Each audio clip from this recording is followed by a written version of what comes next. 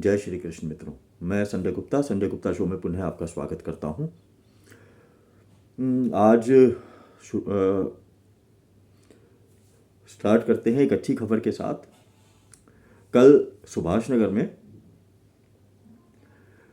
कुछ बच्चे खेल रहे थे, तो वहाँ पे एक अब्दुल्ला आता है, शांति दूत, और आके एक वहाँ पे 11 साल की एक लड़की भी थी, बच्ची, तो उसको साइड में ले जाके और थोड़ा शांति वगैरह फैला रहा था वो। तो लोगों ने देखा, उसको नोटिस किया, तो उसके बाद उन्होंने शांति दूत का थोड़ा सम्मान किया। तो उस सम्मान में चेहरे पे खून वगैरह, वो थोड़ा सम्मान ज़्यादा दे दिया, तो थोड़ा सा कोई लाल रंग जो है आप समझ सकते हैं। तो वो आया, वो निकला, और फिर उसके बाद लोगों ने और ज़्यादा सम्मानित करने के लिए उसको पुलिस को बुला के और पुलिस के हवाले कर दिया। बेसिकली हम लोगों का ये थॉट प्रोसेस या हम लोगों के इस तरह के एक्शन नहीं होते। हम लोग पुलिस बुलाते हैं, ठीक है, उसको थोड़ा बहुत थप्पड़ वगैरह हम लोग मार देते हैं, बट इतना हम लोग जो है वो इस लेवल तक हम लोग नहीं जाते।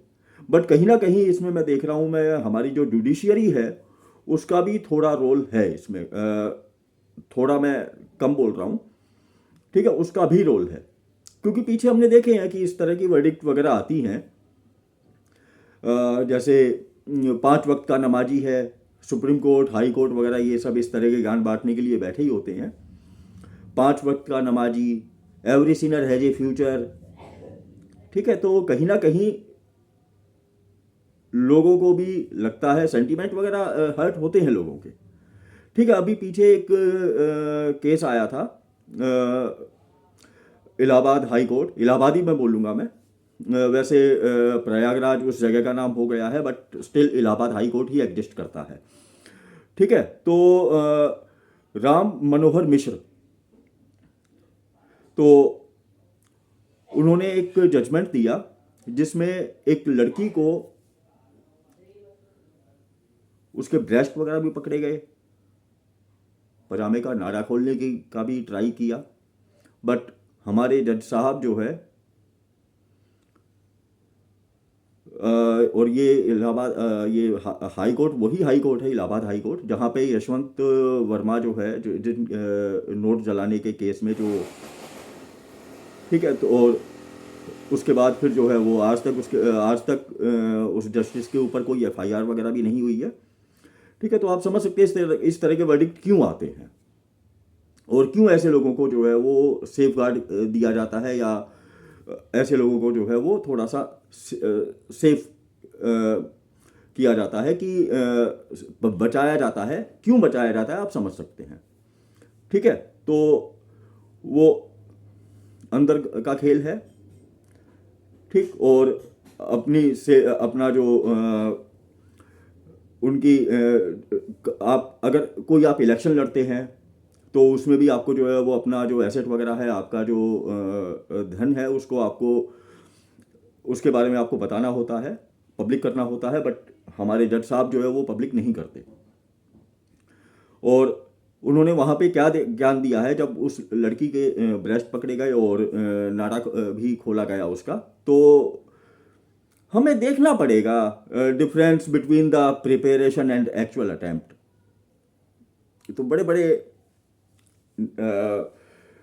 वो आ जाते हैं, इनके शब्दावली, पढ़े लिखे हैं, ठीक है। और कहीं ना कहीं अपने जो जिन्होंने पहले उनको ओब्लाइज किया होता है उनको ओब्लाइज भी करना होता है उनको, अब जैसे, ठीक है। तो एक विचारधारा है, ठीक। तो कहने का मतलब यह है कि अपनी बाउंड्रीज और देश के बारे में पहले लोगों को सोचना चाहिए, ठीक है। अब मैं थोड़ा सा महाभारत का विषय में स्टार्ट करता हूं।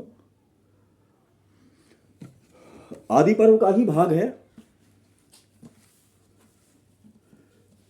कृपाचार्य, द्रोणाचार्य और अश्वत्थामा का जन्म तथा कौरवों से संबंध। तो जन्मेजय जो वैशंपायन जी हैं उनसे कहते हैं, भगवान आप कृपा करके मुझे कृपाचार्य जी के जन्म की कथा सुनाइए। तो वैशंपायन जी कहते हैं, जन्मेजय महर्षि गौतम के पुत्र थे महर्षि शार्दवान। और शार्दवान जो है वो बाणों के साथ ही पैदा हुए थे। उनका मन धनुर्वेद में ज़्यादा लगता था। और जितना मन धनुर्वेद में लगता था उतना वेदाभ्यास में नहीं लगता था। और उन्होंने तपस्या पूर्वक सारे अस्त्र शस्त्र प्राप्त किए। शार्दवान की घोर तपस्या और धनुर्वेद में निपुणता देखकर इंद्र बहुत भयभीत हो गए। तो देवराज इंद्र का आपको पता ही है, ये विश्वामित्र के टाइम भी उन्होंने तो वही सब उन्होंने वहाँ पे प्रपंच रचा।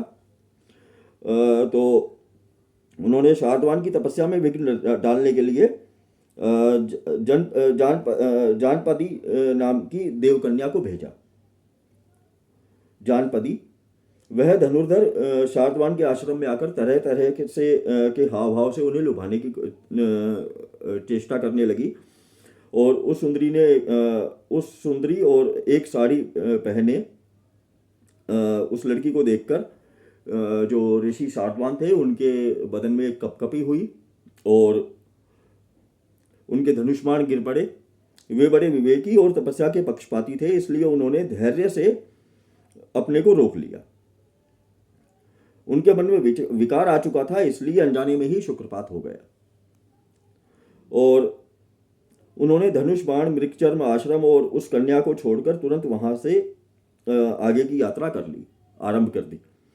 उनका वीर्य जो वो था तो सरकंडों पर गिर पड़ा और इससे वे दो भाग में विभक्त हो गए, और एक लड़का और एक लड़की।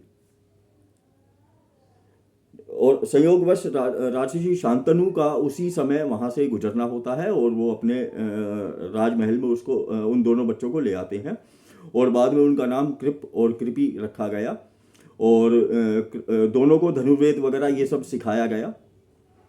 ठीक है, इक्वल दोनों को शिक्षा दी, लेकिन इक्वल शिक्षा दी।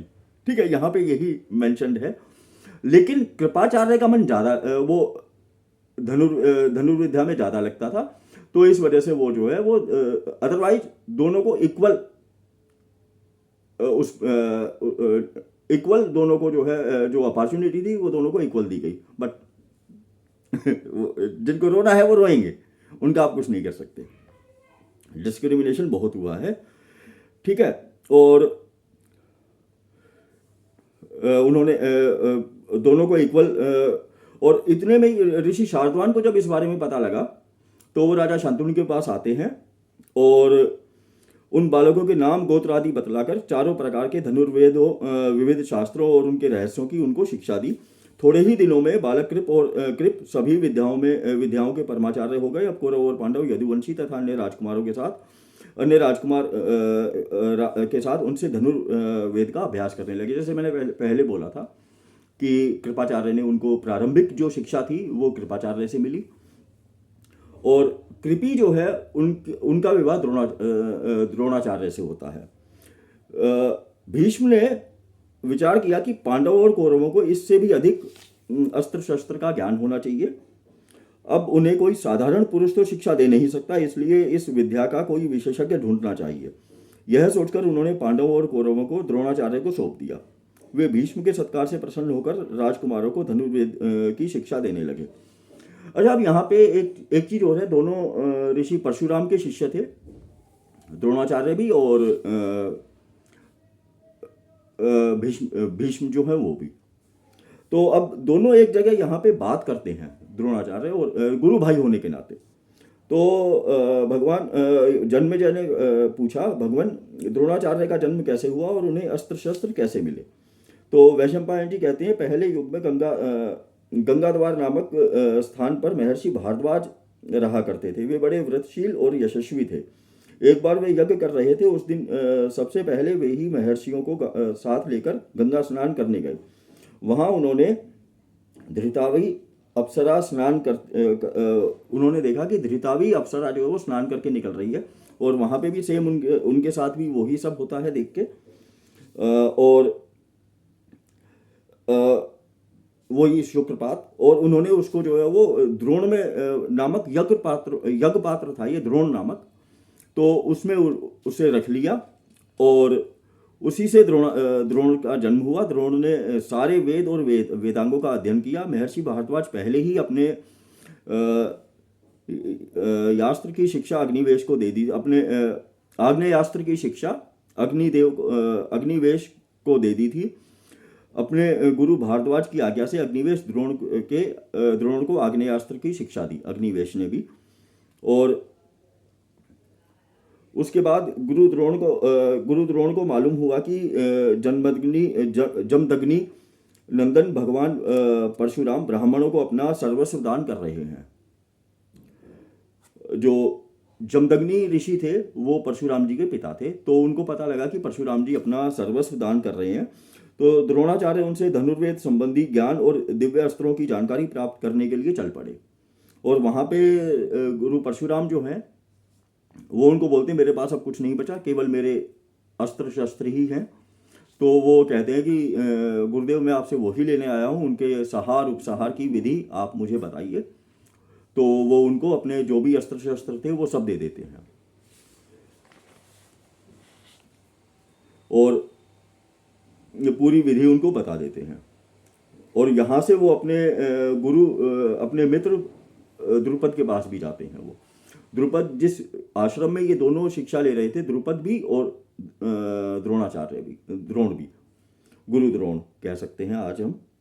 तो द्रोणाचार्य ने द्रुपद के पास जाकर कहा राजन मैं आपका मित्र सखा द्रोण हूँ। और वहाँ पे जैसे उन्होंने ये द्रुपद ने बोला था कि जब कभी भी मेरी आवश्यकता हो मैं तुम्हारे साथ हूँ, और मेरा राज्य एक तरह से तुम्हारा ही राज्य है, तो तुम्हें जो भी चाहिए कभी भी आके मुझसे तुम उस बारे में बात कर सकते हो, मांग सकते हो।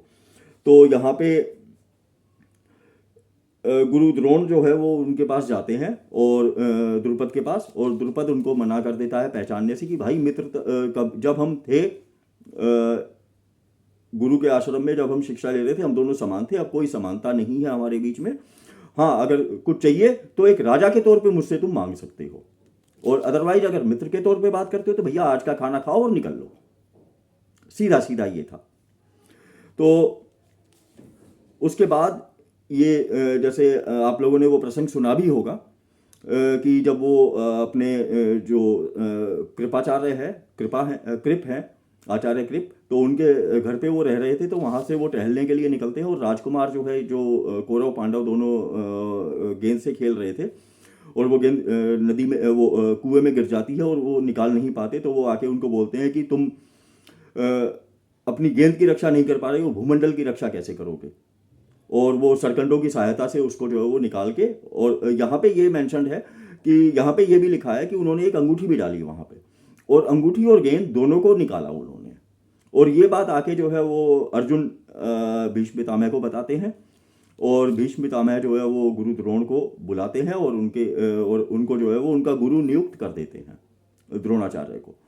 और यहाँ पे गुरु द्रोण जो है वो एक जगह बात करते हैं उनसे कि मेरे मन में एक मतलब एक गुरु भाई होने के नाते वो उनसे बात करते हैं कि मेरे मन में एक जब अश्वत्थामा छोटा था, तो अश्वत्थामा ने जो है वो मैं दूध नहीं पिला पाता था अश्वत्थामा को।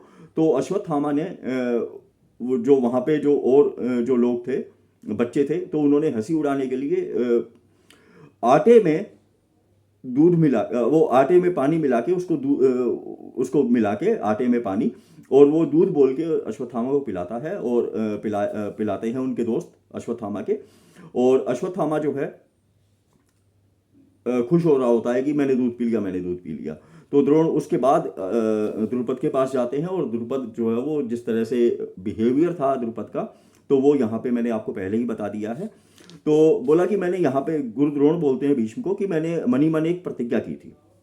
तो भीष्म पितामह बोलते हैं कि आपकी प्रतिज्ञा अवश्य पूरी होगी, आप थोड़ा धीरज रखिए। और प्रतिज्ञा क्या थी वो नहीं बताते वो।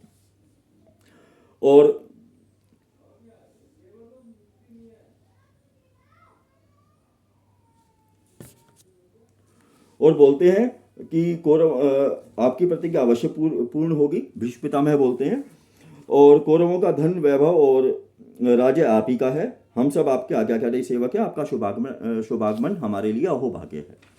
तो इसी के साथ ही आज का प्रकरण समाप्त होता है ये, और मैं अपनी वाणी को विराम देता हूँ यहीं पे ही, और अगले भाग में फिर आपसे मुलाकात फिर प्रस्तुत होऊंगा आपके सामने। इसी के साथ जय श्री कृष्ण मित्रों।